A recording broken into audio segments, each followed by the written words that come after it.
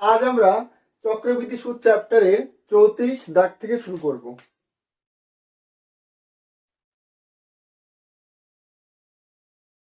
বলছে পরপর 3 বছর 4%, 5% এবং 10% হারে সুদ দেওয়া হলে 50,000 টাকা 3 বছরে সুদে আসলে কত হবে?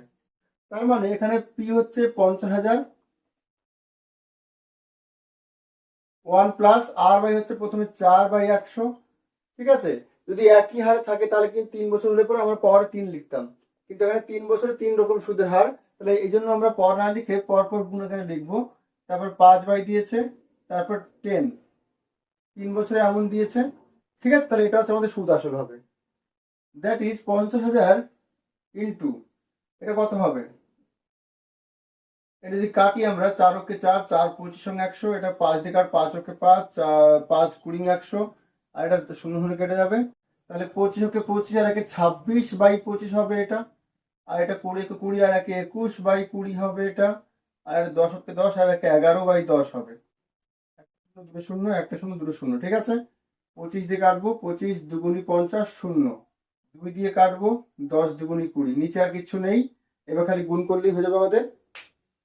10 ইন্টু 226, এটা গুণটা আমরা ক্যালকুলেট করে দিচ্ছি। 26 ইন্টু 21, 26 ইন্টু 21 ইন্টু 11,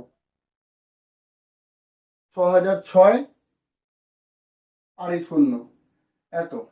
তাই সুদে আসলে 60,060 টাকা হবে।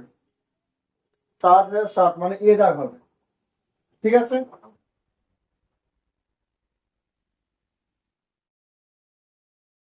35 কি বলছে?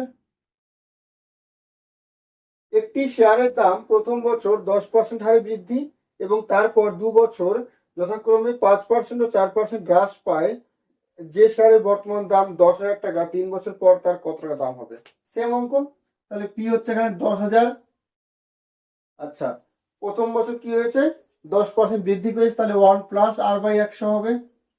আর তার পরের 2 বছর হ্রাস পেয়েছে 5% ও 4% করে, তাহলে 5% হ্রাস মানে 1 মাইনাস হবে। তাহলে এবার পরের বছরের জন্য, তারপরের জন্য মাইনাস হবে 4/100।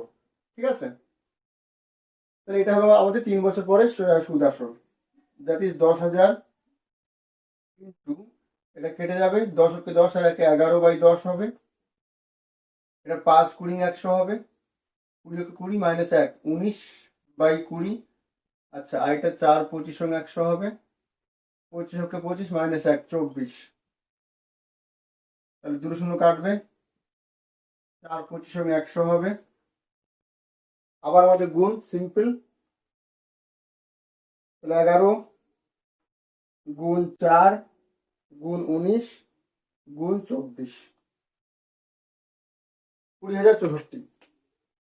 20,064 বাই 2 ছিল একটা, তাই তো? তাই 2 ভাগ করে দেবো, তাহলে কত হবে?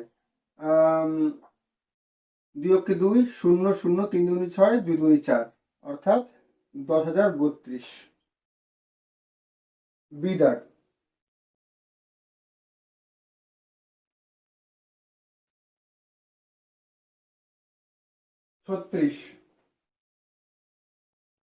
বলছে এক ব্যক্তি 20,000 টাকা একটি ব্যাংকে এমন ভাবে চুক্তি করে রাখলেন যে পরপর 3 বছর ব্যাংকের সুদের হার হবে যথাক্রমে 5, 10, 20। 3 বছর পর ওই ব্যক্তি সুদ বাবদ কত টাকা পাবেন? সেম অঙ্ক একেবারে। তাহলে পি হচ্ছে 20,000, প্রথম বছরে কত দিয়েছে?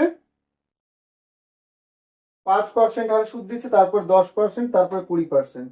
তাহলে 1 প্লাস 5/100 হবে, তারপর পরের বছর 1 প্লাস 10/100 হবে, তারপরের বছর 1 প্লাস 20/100। তাহলে এটা হবে আমাদের 3 বছর পরে সুদ আসল। তাহলে 20,000 ইন্টু এটা 5 অক্ষে 5, 5 20 100, তাহলে 20 অক্ষে 20 আর একে 21, 21/20, আর এটা শূন্য শূন্য কাটবে, 10 অক্ষে 10 আর একে 11/10, আর এটা শূন্য শূন্য কাটবে, 5 20 100 যাবে, এটা 5 অক্ষে 5 আর একে 6/5, দুটো শূন্য কেটে যাচ্ছে, 2 দিয়ে কাটবে এটা 100, 5 দিয়ে কাটবে 5 20 100। তাহলে আমাদের গুণ আসছে 20 ইন্টু 21 ইন্টু 11 ইন্টু 6, তাহলে 20 ইন্টু 21 ইন্টু 11 ইন্টু 6। 20, 21, 11, 6, তাহলে 27,720, 27,720 এটা আসছে। তার মানে কত হবে অ্যান্সার আমাদের? 36-এ 27,720 বি দাগ।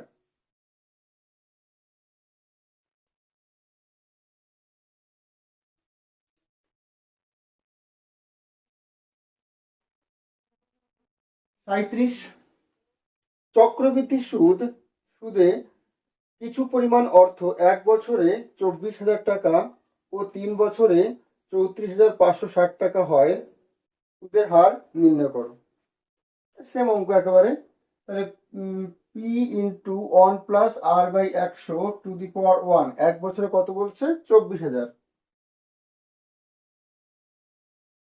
আর 3 বছরে 34,560, 3 বছরে 34,560 এটা বলছে 3 বছরে। তাহলে সুদের হার কত? অর্থাৎ আর এর মান চেয়েছে। তাহলে আমরা যদি এইটাকে দিয়ে এটাকে ভাগ করে দিই, তাহলে দেখো পি কাটবে, আর এখানে 3টে আছে, এখানে একটা আছে, তাহলে দুটো পড়ে থাকবে। 1+r/100 পড়ে থাকবে দেখো। আর এদিকে এইটা ভাগ এটা করলে 34,560 ভাগ 24,000, এইটা একটা শূন্য কেটে যাচ্ছে। ঠিক আছে, তাহলে আমরা 4 দিয়ে কাটবো। 4 ছক 24, 0 0, 4 দিয়ে কাটলে 4 8 32, 2 থাকে 25, 4 ছক 24, 1 থাকে 4 4 16। আরো কাটবো 2 দিয়ে, 4 দিয়ে কাটবে, হ্যাঁ 4 দিয়ে এটাও কাটবে, 4 দিয়ে কাটবে। 4 অক্ষে 4, 2 থাকে 20, 4 5 20, 150, আর 4 দিয়ে কাটলে 4 2 8, 4 অক্ষে 4, 4 ছক 24, 2 দিয়ে কাটবো আবার, 7 2 14, 5 2 10, আর 2 দিয়ে কাটলে 2 অক্ষে 2, 0, 8 2 16, 108/75। 3 দিয়ে কাটবে এবার, 3 25 75, 3 3 9, 3 6 18। তাহলে কি পেলাম আমরা? 1+r/100 আর ওদিকে 36 মানে 6, আর এটা 5, 6/5 স্কোয়ার। স্কোয়ার দুপাশ থেকে কেটে যাবে, তাহলে 1+r/100 ওদিকে 6/5, আর এই একটা ওই পাশে গেলে -1, that is r/100 equal to আসছে 5 লসাগু, ওপরে 6 - 5 অক্ষে 5, অথবা 1, এটা 20 আসবে, that is r equal to 20। সুদের হার 20%। 35-এর ডি।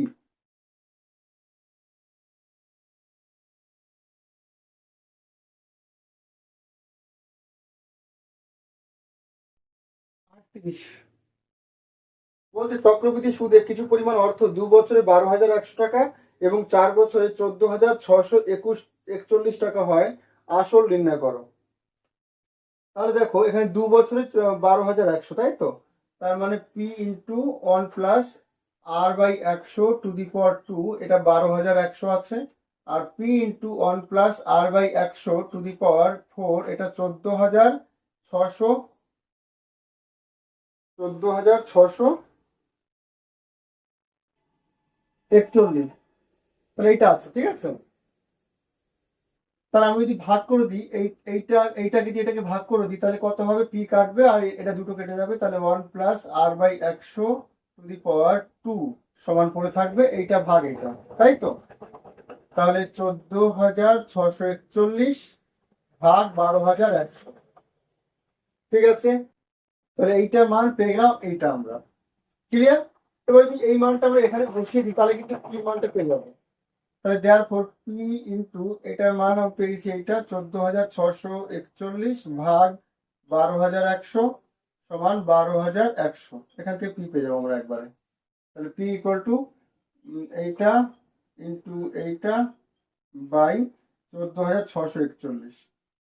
এবার কাটাকাটি করবো আমরা, 11তে কাটি, 11 11, 121, দুটো শূন্য, 11তে কাটলে 11 অক্ষে 11, 3 থাকে, 3 11 33, 3 থাকে আবার 34, 3 11 33, 11 অক্ষে 11, আবার কাটছে 11 দিয়ে, 11 অক্ষে 11, 0 0, আর এখানে 11 অক্ষে 11, 2 থাকে 23, 11 2 22, 11 অক্ষে 11, তাহলে এত অক্ষে এত, তাহলে 100 × 100 10,000, অতএব মূলধন 10,000 টাকা। 38-এর বি দাগ।